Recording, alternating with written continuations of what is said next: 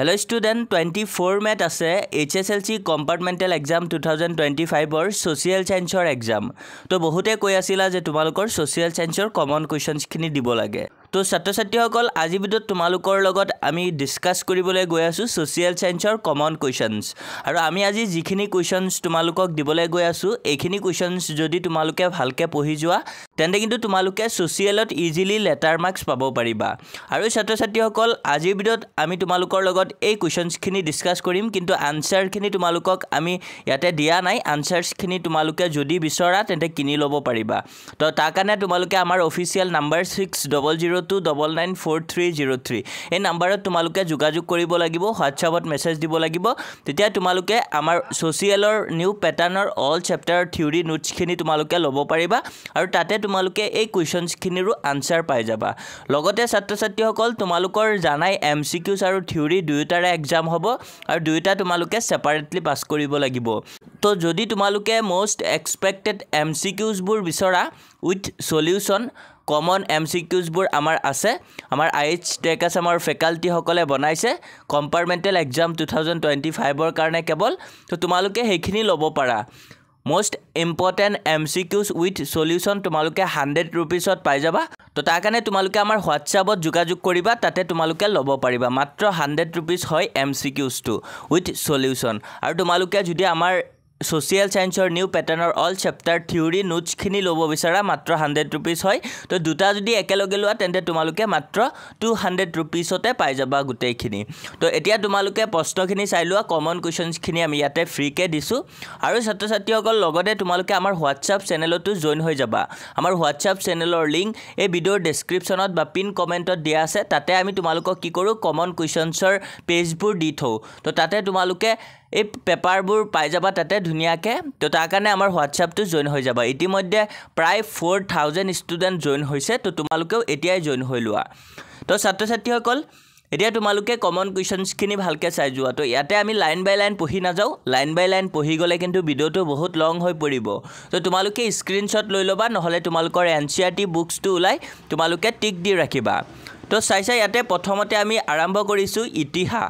তো ইংলিশ আৰু আসামিজ দুইটা মিডিয়ামে এনেকে টিক দি ৰাখিব পাৰা, তোমালোকে বুকসত পাই যাবা ধুনিয়াকে কোৱেশ্চনছ খিনি।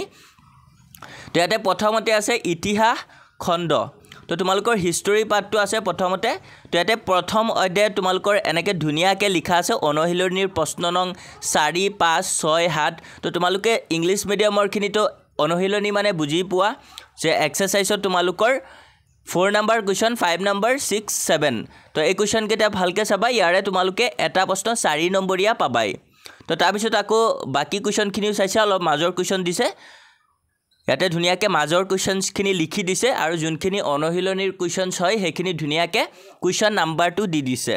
তো তোমালোকে প্ৰথম অধ্যায় ইতিহাসৰ এখিনি চাবা। তাৰ পিছত নেক্সট তোমালোকে দ্বিতীয় অধ্যায় অনুশীলনীৰ প্ৰশ্ন দিছে কেইটামান, আকৌ লগতে তোমালোকক ইয়াতে বেছিভাগ মাজৰ কোৱেশ্চনছ দিছে। তো ইয়াতে যিখিনি কোৱেশ্চনছ আছে ধুনিয়াকে তোমালোকে ভালকে চাবা আৰু ইয়াৰে পৰা তোমালোকে এটা প্ৰশ্ন মাষ্ট বি পাবাই। তাৰ পিছত আকৌ তৃতীয় অধ্যায়, ইয়াৰে তোমালোকে অনুশীলনীৰ প্ৰশ্ন এক্সাৰসাইজৰ দিছে। 1 নম্বৰ প্ৰশ্নটো দিছে, 1 নম্বৰ প্ৰশ্নটো দিছে, 3 নম্বৰ আৰু 4 নম্বৰ, আৰু লগতে 5 নম্বৰ প্ৰশ্নটো দিছে। তো 1, 3 আৰু 4 ইয়াৰে যিকোনো এটা প্ৰশ্ন তোমালোকে পাই যাবা। তো তোমালোকে ভালকে চাবা। তাৰ পিছত চতুৰ্থ অধ্যায় চেপ্টাৰ 4 ইতিহাসৰ পৰা দিছে, ইয়াৰে যিকোনো এটা প্ৰশ্ন তোমালোকে পাবাই। তো ইয়াতে চাব পাৰিছা স্বদেশী আন্দোলনত অসমৰ ভূমিকা, অসহযোগ আন্দোলনত অসমৰ ভূমিকা, ভাৰত ত্যাগ আন্দোলনত অসমৰ ভূমিকা। এই তিনিটা প্ৰশ্ন মাষ্ট বি তোমালোকে চাবাই আৰু ইয়াৰে এটা প্ৰশ্ন তোমালোকে পাবাই। তাৰ পিছত তোমালোকে ইতিহাস পাঠটো কমপ্লিট হ'ল। তাৰ পিছত নেক্সট তোমালোকে ভূগোল অৰ্থাৎ জিওগ্ৰাফি।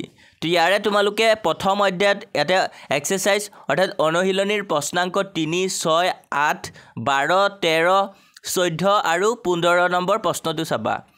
তো 1 নম্বৰটো দি দিছে, এটো চাবও পাৰা। তো এইকেইটা তোমালোকে প্ৰথম অধ্যায় জিওগ্ৰাফিৰ পৰা পাবা। তাৰ পিছত নেক্সট দ্বিতীয় অধ্যায় চেপ্টাৰ 2 জিওগ্ৰাফিৰ পৰা তোমালোকে চাবা এখিনি। তো ইয়াতে অনুশীলনী প্ৰশ্ন নং ধুনিয়াকে দিয়া হৈছে, এক্সাৰসাইজৰ প্ৰশ্ন এইকেইটা তোমালোকে ভালকে চালেই হ'ল। তাৰ পিছত তৃতীয় অধ্যায় অনুশীলনীৰ প্ৰশ্নাংক অৰ্থাৎ এক্সাৰসাইজৰ তোমালোকৰ এই তিনিটা প্ৰশ্ন, ইয়াতে 4টা প্ৰশ্ন দিছে। তো যিকোনো এটা 5 নম্বৰীয়া প্ৰশ্ন এই 4টাৰ পৰা তোমালোকে পাবাই।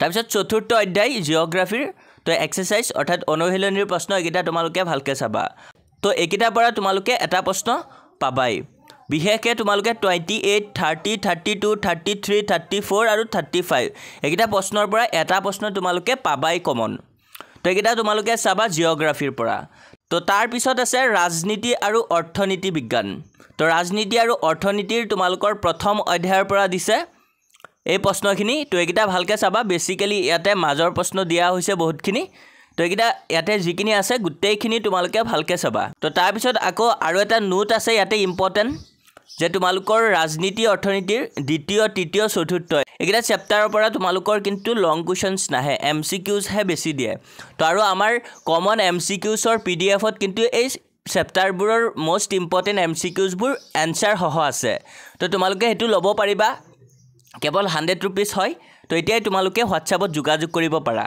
তো তাৰ পিছত এটা আৰু কিছুমান প্ৰশ্ন দিছে ৰাজনীতি আৰু অৰ্থনীতিৰ তো ইয়াতে যিখিনি প্ৰশ্ন দিয়া হৈছে এইখিনি ভালকৈ চাবা ৰাজনীতি আৰু অৰ্থনীতিৰ পৰা তোমালোকক যিখিনি প্ৰশ্ন তোমালোকক দিব ইয়াৰে পৰা তোমালোকে কমন পাই যাবা ম্যাক্সিমাম প্ৰশ্ন তাৰ পিছত আকৌ ইতিহাসৰ লাষ্ট চেপ্টাৰৰ আমি কমন কুৱেশ্যনছ দিয়া নাছিলো তো ইতিহাসৰ লাষ্ট চেপ্টাৰৰ পৰা তোমালোকে এক্সাম এক্সাৰসাইজৰ পৰা চাবা এইখিনি অৰ্থাৎ অনুশীলনীৰ প্ৰশ্ন ইয়াতে আমি ধুনীয়াকৈ নাম্বাৰিং কৰি দিছো ইয়াৰে যিকোনো তোমালোকে এটা প্ৰশ্ন পাবাই 100% শিওৰ হয় এটো তাৰপিছত আকৌ 3 নম্বৰ আৰু এটা প্ৰশ্ন মাজৰ দিছে ভাৰতৰ ধৰ্মীয় ঐতিহ্যৰ বিষয়ে লিখা তো এই প্ৰশ্নটো ইম্পৰ্টেণ্ট আছে তো তোমালোকে এই গোটেইখিনি প্ৰশ্ন ভালকৈ চালেই হ'ল আৰু ছাত্ৰ-ছাত্ৰীসকল সোশিয়াল সায়েন্সত তোমালোকে নিশ্চয় জানা যে এবাৰ মেট্ৰিক পৰীক্ষাটো বহুত টান প্ৰশ্ন দিছিল অৰ্থাৎ মাজৰ প্ৰশ্ন দিছিলে তো তাৰ কাৰণে তোমালোকে কি কৰিবা তোমালোকৰ যোনটো NCERT বুকস আছে NCERT বুকসত থকা প্ৰতিটো চেপ্টাৰ তোমালোকে ভালকৈ অলপ বুজি পিনে ৰিডিং পঢ়িবা তেতিয়া তোমালোকে পাৰি যাবা আৰু ম্যাক্সিমাম প্ৰশ্ন আমি দিয়া এই PDFৰ পৰাই তোমালোকে পাই যাবা